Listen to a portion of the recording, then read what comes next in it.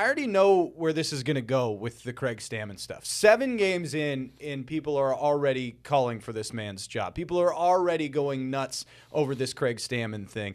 And there's a case in point today with Michael King being taken out of the game for Wandy Peralta. And you two, this is the right decision on paper, on everything. Michael King was getting hit hard. Wandy Peralta comes in. He's good against lefties. Marcelo Meyer is bad against lefties. So the idea that Craig Stammen is the issue here, 7 games, it's ludicrous to me. It's ridiculous. It's overreacting fans. The issue is this offense. This offense has scored more than 3 runs once. Today, the top 5 in the offense of the lineup, 0 for 19. 7 games in. We should all relax a little bit. 7 games in. Is there concern with the lineup?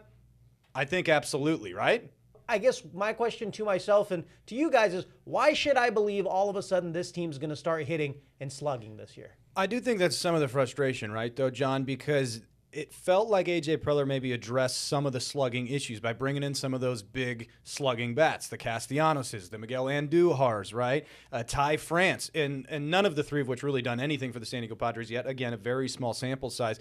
But I do think the hopes were pretty high for the offense going into this season. And we've said it over and over, and I particularly have harped on this. For this roster, under the construction that it is, the stars have to be stars. That's the only way that this team and this franchise succeeds under this current construction. So far, 7 games in, the stars have not been stars. Jake, not to poke on you a little bit, but I do disagree to some extent with Craig Stammen, because I'm not saying he should be fired. I'm not saying he's going to do a bad job for the rest of the season.